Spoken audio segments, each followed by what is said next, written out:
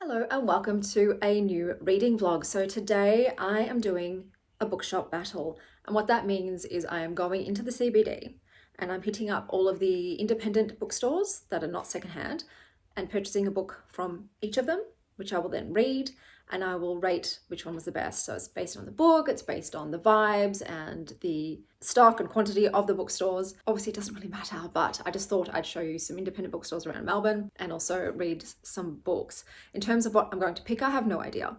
It'll be just whatever I feel drawn to in each bookstore. I might also visit a dessert shop and take some sweets home with me because I know the CBD has a lot of lovely dessert only stores. But that's on the agenda today. It's a beautiful, beautiful sunny day and it's my first time out. We didn't end up going out the other day. So this is the first time I've gone out since I had my flare up. I'm doing better, but it takes a long time for me to be able to get my conditions back into remission. The autoimmune ones, obviously the genetic one is 24/7 and that's its own beast. There's no predicting when that one shows itself. But the others, I know I can get under control. For now, I'm managing okay, like the pain and the fatigue and the brain fog, I'm doing okay. But I think getting out and about, some fresh air and some sunshine and going to visit bookstores, which are my happy place, will do wonders for my soul. So I will see you guys when I return.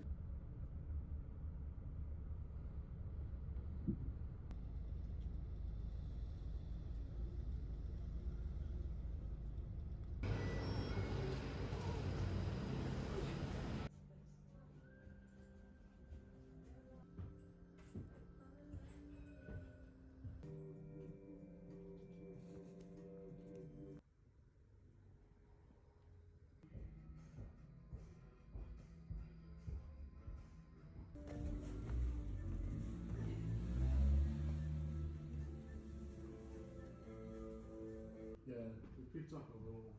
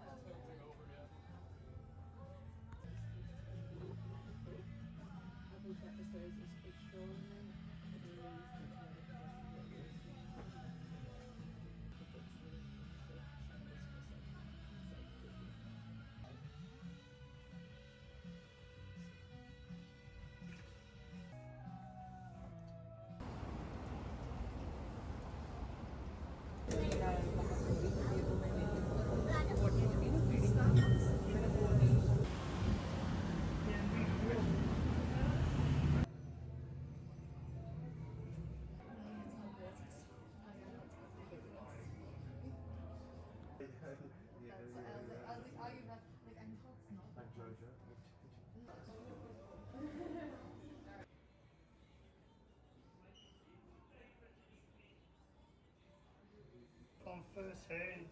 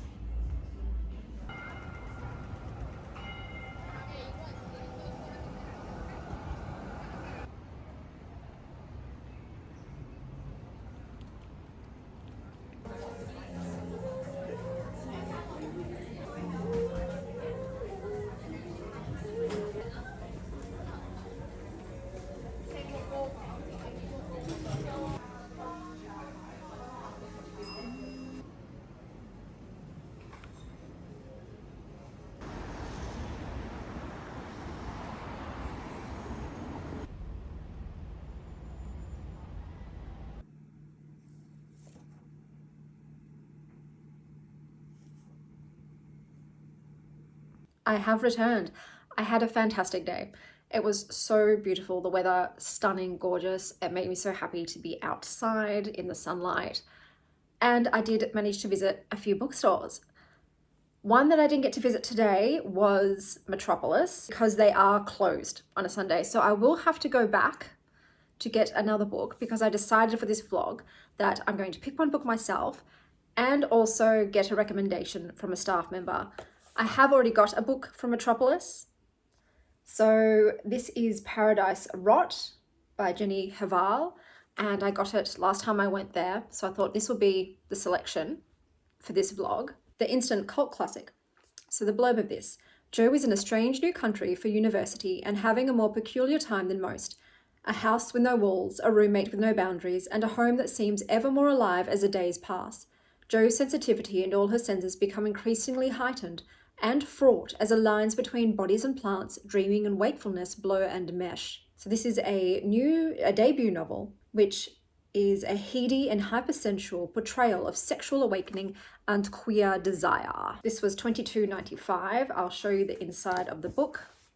So it's got a bright orange flap. It came with a bookmark. So some of the bookstores gave bookmarks, some did not.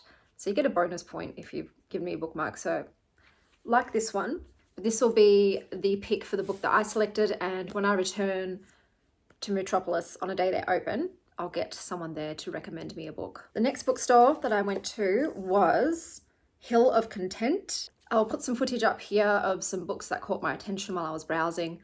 I did really enjoy the Hill of Content in terms of the content that they had. There were a lot of great books. I would say not so much for fantasy, sci-fi, and romance. It was more heavily fiction and nonfiction. Obviously there were some romances in there, but yeah, that's the majority of the books were fiction and nonfiction. So in amongst the fiction, the litfic, there were some fantasy, some sci-fi, some romance, some horror, but not a huge amount. The space was nice, easy to navigate. It's very easy to see the books that were there. And the book that I chose for myself is Rest and Be Thankful by Emma Glass. So I'll show you this cover. It has spot gloss that looks like shattered glass, which I think is so cool. And it says on the back, when mums and dads are sleeping, I am here. I am working in the dark. I slip in, I ease myself between them and the crushing weight of their worry. I take the weight and brace myself. I spread my arms, my tired arms tremble, but it's never too much. I can take more. So this was $24.99. They did give me a bookmark. So this is the bookmark that we got for the Hill of Content. And the book that the staff member recommended to me is Emmeline Klein's Dead Weight on Hunger, Harm, and Disordered Eating. So the cover, I know you can't see, this is all raised. So this has spot gloss on it, and this is also raised. Beautiful, stunning cover. I paid $36.99 for this. Luckily, I have not had an eating disorder. So Bluebell, those are my cakes, babe. No, I've got my cakes up here. And she's like, well, maybe I eat some.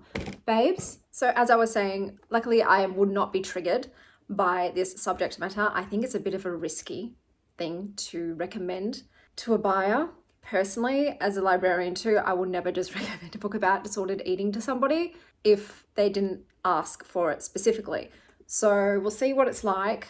At the end of the day, I do have two daughters, and even though I've raised them to be body positive and to have food neutrality, yeah, so a cat paw went into my cream cake, so fun. I'm aware that with girls, a large percentage of them do develop eating disorders or self-harm, and it could be also because of their peers or because of social media's influence. So maybe reading this book will just equip me if I ever have to use that knowledge. Hopefully I don't. Like I said, I've tried very hard to raise my girls to love their bodies and to see food as just food and to eat intuitively. Let them listen to their bodies. They're very in tune with them. They'll eat when they're hungry. They'll stop when they fall. They'll go back if they want to. But yeah, even with all of that work that I've done to try and have them be very embodied and not be triggered by food, it could happen. So maybe I will be able to use something of this. If not, I'll still tell you what I think of it. But like I said, I keep in mind, not had experience with this. So I'll be viewing it from a very objective viewpoint. But really, like, amazing cover. Gorgeous. The next bookstore I went to was the Paperback Bookshop. So this is very itty bitty and it is crammed. It is crammed. I knocked over so many books while I was just trying to navigate between the aisles. It can't hold many people at once.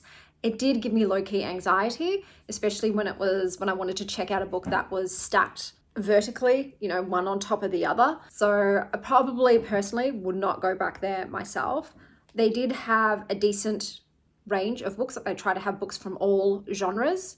I'd say once again, fiction, litfic was the biggest genre there. So maybe Australians really enjoy litfic books. I know at the library a lot was women's fiction, romance, and crime thrillers were big hits. The books that I've chosen, this cover, also stunning. This is a rose petal cover, and this is the collection by Nina Lega. How gorgeous is this? And I'll tell you what this one's about. So on the inside, it's just pink there. And it says, Jeanne moves from room to room. In the anonymous hotel rooms of Paris, she undresses man after man, forgetting faces, names, pleasures, thoughts, and all physical attributes but one. In her head, a palace of memories is being built, image by new image, lover by new lover. There is no pathologizing Jeanne. She resists it. There is no way to impose a story on Jeanne. She escapes it. There is no pitying Jeanne, or could be Jean. Maybe it's Jean. No lusting after Jean. No uncovering the secret of Jean. She won't allow it. So this is a brilliantly inventive novel that eludes surprises and mesmerizes. So I paid $22.99 for this, but love it. And the staff recommendation for me was The Wall by Marlene Haushofer. This was $22.99. And it says, the air trembled gold and green and clear at the edges of the forest. A woman takes a holiday in the Austrian mountains, spending a few days with her cousin and his wife in their hunting lodge. When the couple fails to return from a walk, the woman sets off to look for them. But her journey reaches a sinister and inexplicable dead end. She discovers only a transparent wall behind which there seems to be no life. Trapped alone behind the mysterious wall, she begins the arduous work of survival. This is at once a simple account of potatoes and beans, of hoping for a calf, of counting matches, of forgetting the taste of sugar and the use of one's name, and simultaneously a disturbing dissection of the place of human beings in the natural world. So I have heard about this. This also has a nice matte cover. So this one was not a surprise to me. So we'll see what it's like. And then the last bookstore I went to wasn't just a bookshop. They also sell a lot of memorabilia, pop culture, toys, and merchandise. So it was called Minotaur. So it sells a whole bunch of different things. So I went around. It's got 2 massive levels. It's almost labyrinthian.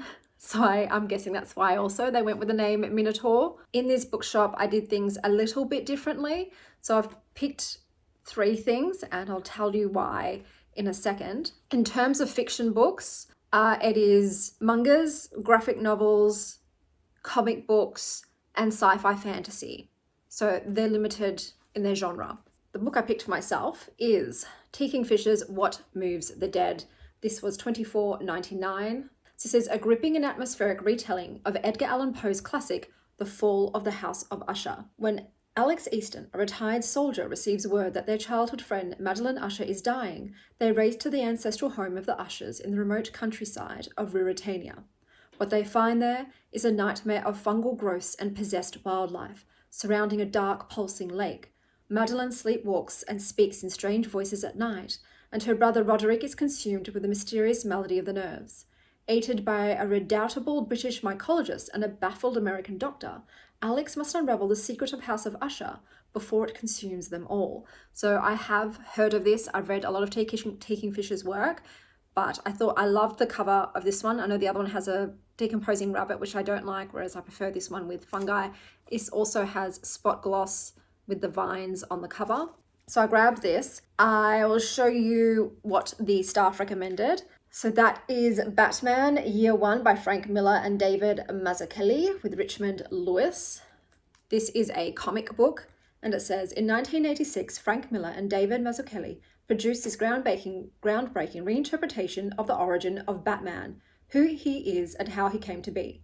Written after The Dark Knight Returns, Miller's dystopian fable of Batman's final days, Year One set the stage for a new vision of a legendary character. So it is, they're all sealed, which I guess they do that because I know people collect them and keep them in mint condition, but it does mean you can't flip through, so you can't see the illustration style, which is something personally, if I'm looking at graphic novels and comic books, I would like to see. So keep that in mind. The one that I got for myself, Vampirella. Like, I had to. If you'd watched the previous vlog where I was looking at books and this came up, I said, oh, that looks amazing, but my library doesn't have it. I didn't want to wait a year to request it and get it in. So when I saw it there, oh, I forgot to say, this was $27.99 and this one was $37.95. So very pricey, almost $40 for a graphic novel. This is by Christopher Priest and Ergun Gunduz.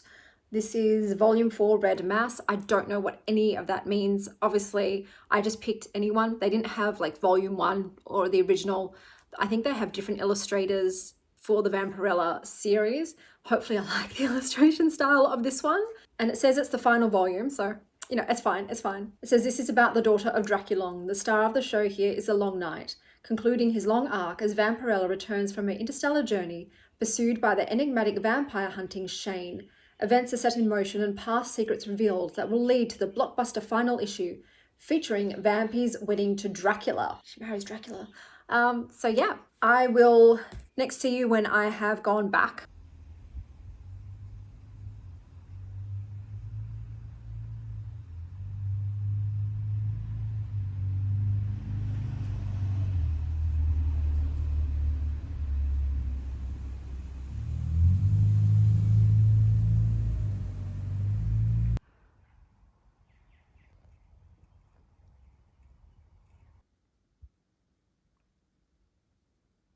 Hey guys, so I am heading out to the CBD today, so I've got to go back to Metropolis to get that final staff recommendation book so I can finish off this Bookshop Battle vlog.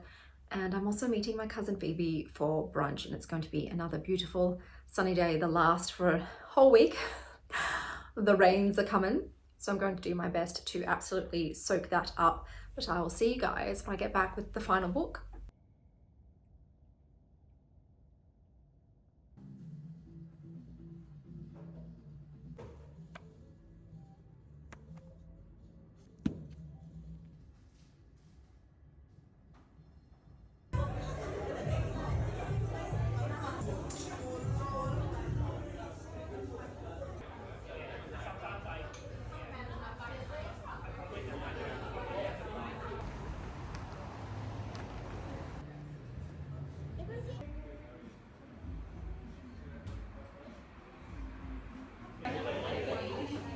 Okay, so I am back with the final book. Little story time first. So Metropolis bookstore. Last time I was there with Kate, there was a book that was on the counter and it caught my eye because of the cover. And I had a little look, but I thought, all right, let me just take a picture and I'll go home and read the Goodreads. And then if I still want it, I'll come back and get it. The reviews on Goodreads had me curious enough that I thought, okay, I'm going to pick this book up when I come back. So when I walked in, I thought before I ask the staff member to recommend me a book, I'll check to see if this book is there. It wasn't there. So I thought, oh, it must have been maybe some local author, and that's why they had them on the counter only, and maybe all the copies are sold. So I wasn't too invested to be like, hey, could you look up to see if you still have this book? I thought, it doesn't matter. So I asked the staff member there, could you please recommend a book to me? And she said, well, the last thing that I read that I enjoyed is an auto-fiction. Is that all right? And I said, yeah, absolutely. It doesn't matter what genre it is, I'm down. So she goes and she brings back the book and she started talking about it. And I had to stop her. I said, I had to stop you right there. That is a book that I saw last time and said to myself, I should get that next time I'm in. And I thought to myself, what were the chances that she would literally recommend the book to me that I was hoping to buy myself? There was only one book that I was going to come back and buy, and this was the one. And then I thought to myself, wouldn't this be a super cute meet cute? So she was gorgeous. She was gorgeous. So I started flirting a little bit and chatting to her, but she was not picking up what I was putting down. So I thought, okay, it's not a romantic situation. It's just a serendipitous thing. So the book that she recommended to me, she was saying that she picked it up because she was a fan of this musician's music and had just found out that they had written a book.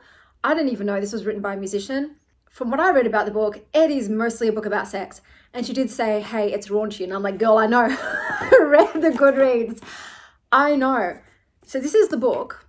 It's called Anything That Moves, and it's by Jamie Stewart. Nova. No. Sorry, guys. Now, let me preface this by saying, Nova Moon, stop with the bag. There's food in the bag. I am not a prude. I have seen porn. I have read erotica. I have been on Reddit. I have had many conversations with many people about sex, about kink, all that stuff. So I thought, surely there's not going to be anything like new in here or shocking. I was wrong. I was so wrong. I started reading this in the Uber on the way back. There has been sexual experiences described in this that I have never heard of in my life. I honestly can't believe this is just one man's experience. I'm only on page 48. 48.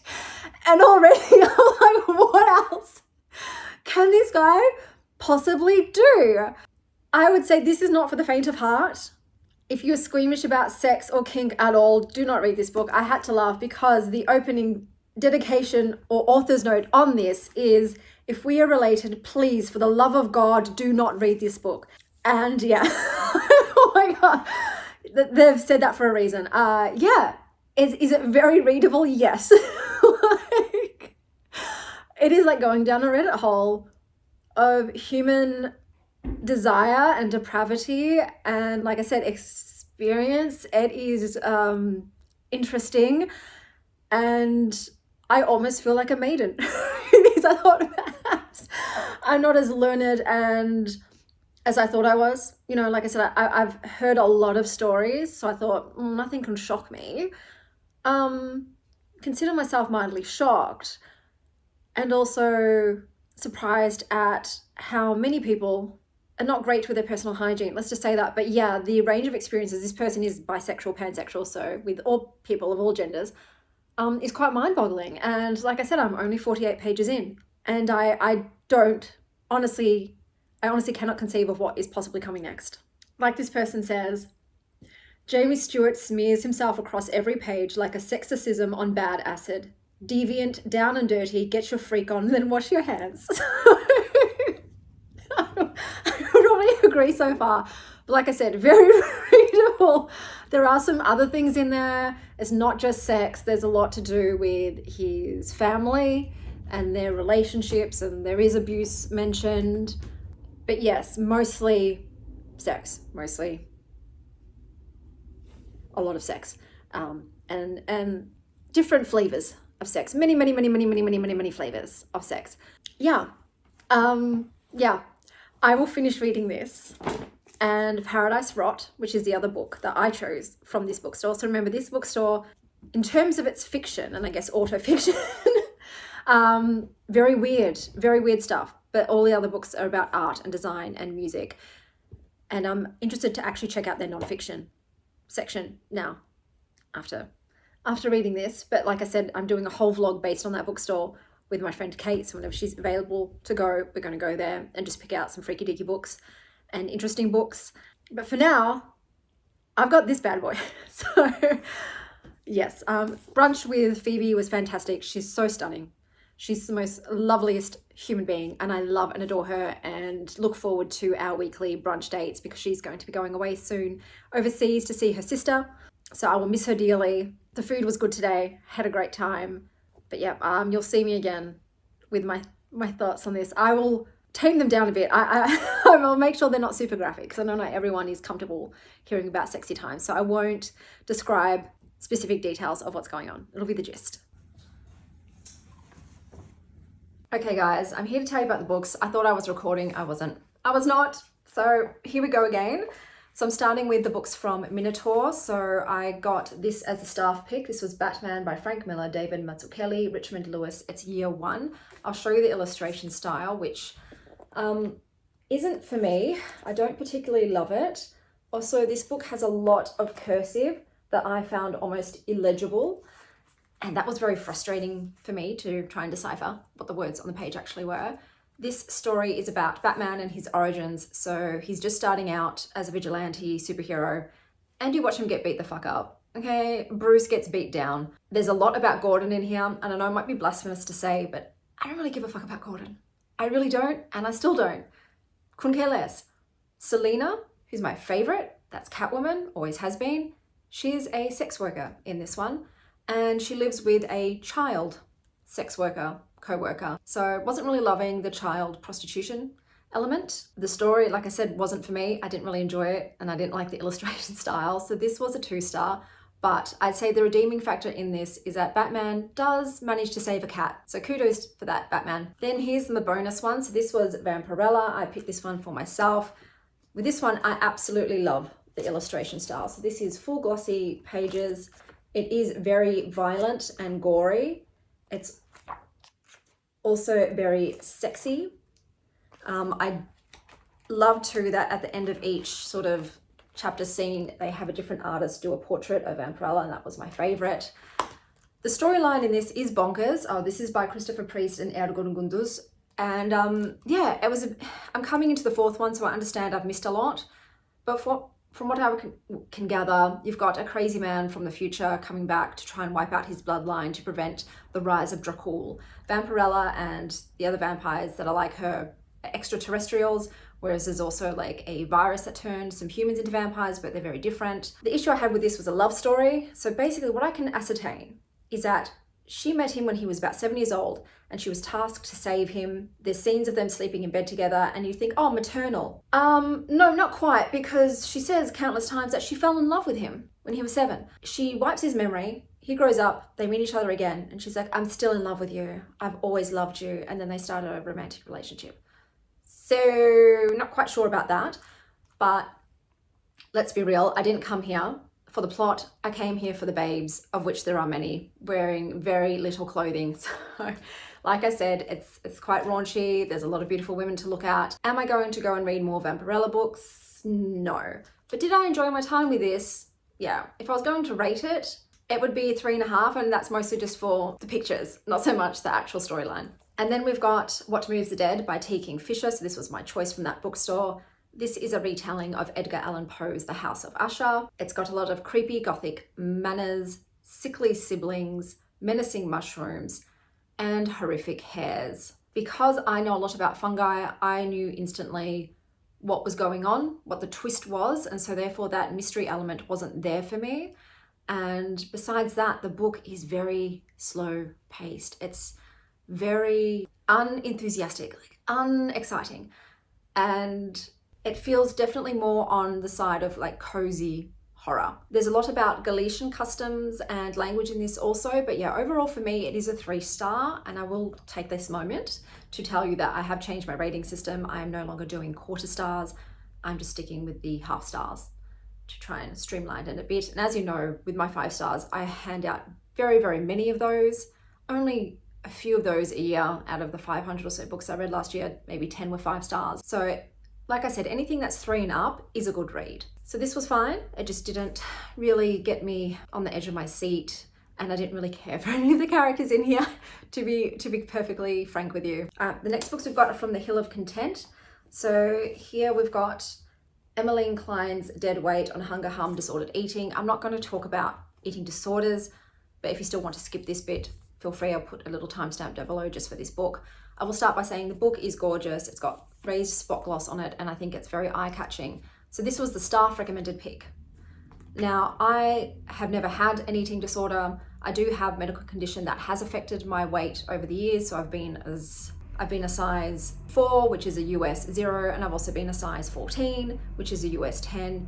And I've had thin shaming and fat shaming, but I think because my weight was a result of my health condition, I always just accepted it. I sort of have always had body neutrality, where my body is just a body, and the only thing I used to care about was making sure I had cute outfits in whatever size I was so that I would look hot as. I am very lucky in that I never succumbed to these kinds of thoughts of wanting to lose weight or be smaller. So it's hard for me to tell you what I think about this book because I haven't experienced any of this stuff, and I know that I'm in the minority there because I think 2 out of 3 women have this sort of disordered thinking and eating. And I know that a lot of it is also to do with social media and portrayals of women's bodies in that, but also peer pressure, family circumstances.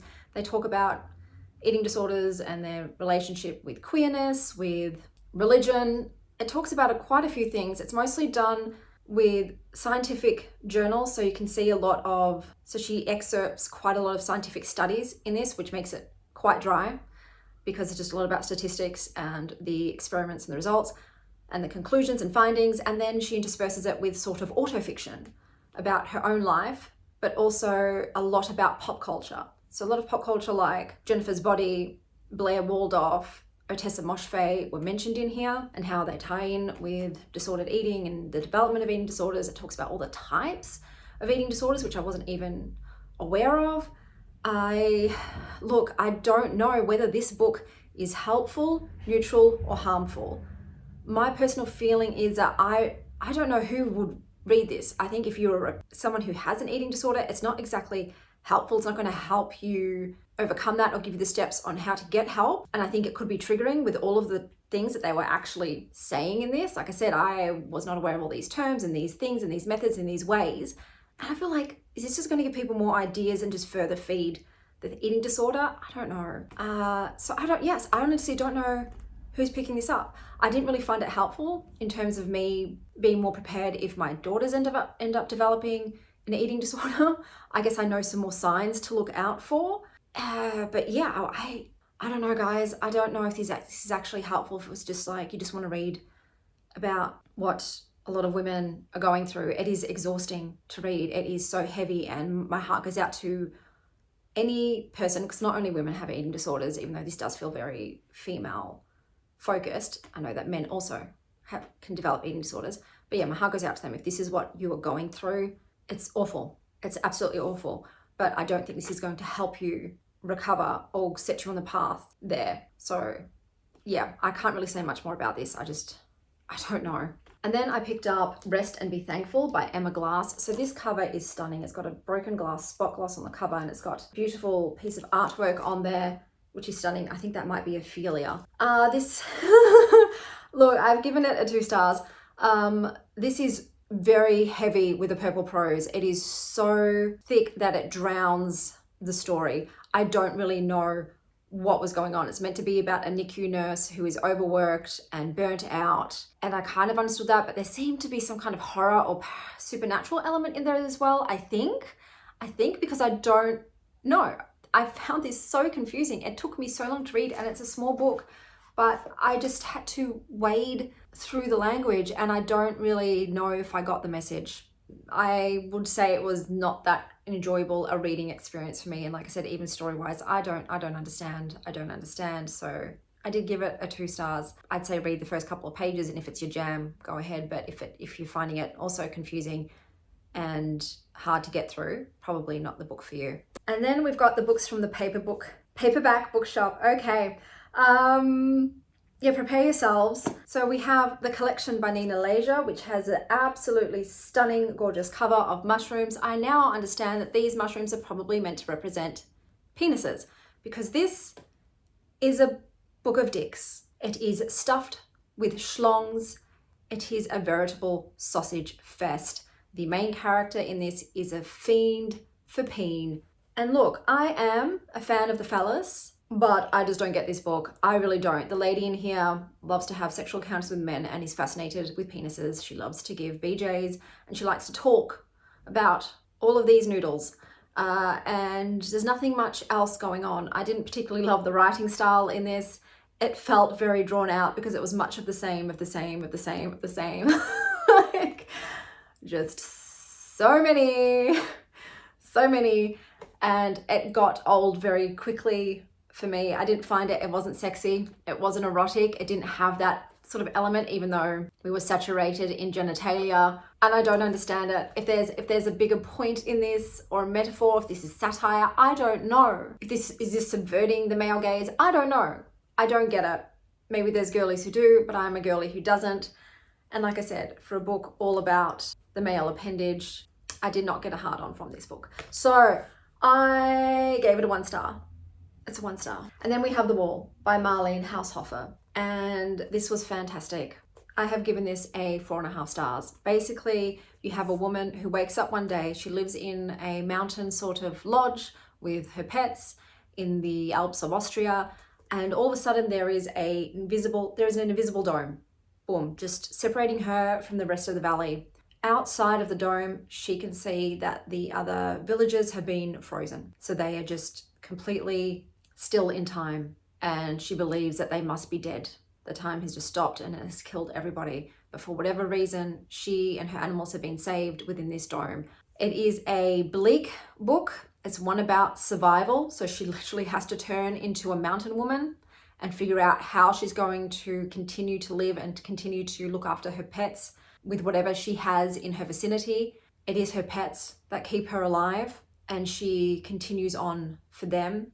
Understand that obviously animals will die in this book, and it is hard, but it makes sense for this story. So in this case, even though I was severely affected by the animal deaths, it makes sense. So I can take it. It's beautiful. I will say it could have been maybe condensed a little bit. I don't think it needed to be as long to pull as much of a punch. I think it would have been more impactful if it had been cut down a bit just to improve the pacing. But I still thought it was fantastic. Books like this always make me think about the consumerist society we live in and how much you really need to survive and what makes a good life. And all of those questions are brought up. I'd say if you like I Who Have Never Known Men, but you want something that's less violent and in a setting that's more familiar, you would absolutely love this. It does have a lot of the similar vibes to that book, which is one of my favorite books as well. So this was right up my alley. I do like the main character. And I will say though, it did end in a way that was unsatisfactory to me. I wanted more information. I wanted to be further along the timeline to see how the story ended, so to speak. So that was also a bit of a gripe for me, was it just felt a bit premature in the way that it ended. But yeah, I absolutely loved my time with it and would definitely recommend. This has been my favorite read of this vlog. And I'm going to check out more of this author's works to see what else they have written. But I think too, it's been turned into a film. I will not watch it. I cannot see animal deaths portrayed visually. Can't do it. But this I was able to get through. I decided to read this one because it is very short and quick. That's blue. And so let me tell you about Paradise Rot by Jenny Hval. Think that if you have a kink for urine, rot, or sounds, then this is the book for you. I saw a lot of people comment that this is the pee-pee book, and I would have to agree with that. There is an ungodly amount of references to urine and urination going on with this. I didn't get this book as a whole. I couldn't even really tell you what it's about. I know it's about a young woman who ends up living with this other woman while she is sort of on foreign student exchange, and they form some kind of relationship that revolves around rot and urine and a lot of talk about different sounds. And I'm sure there's some really deep meaning to this. But did I get it? No. And I didn't particularly find the writing to be beautiful. As some people say, it was just a bit basic for me. I guess there's a lot about the feminine urge to rot, I guess, in this. Since a lot of people have mentioned that on Goodreads. It's not my kind of rotting, and I'm not that into peeing either. It is a bit of a gross book, but yeah, for me, it just didn't do much. It didn't really make me feel anything besides mild disgust and boredom. So even though I do love the cover, so this one has the grapes on a paper bag on it with the green. I think that is stunning. But in terms of what would I rate it, a 2. I'll rate it a 2. Didn't really enjoy it. Didn't hate it though. So yeah, that's a 2-star, and I'm going to continue on with anything that moves and give you my thoughts on that when my kids are at school. Yeah, that's not a review I can have while they could be possibly within earshot, but I'll see you then.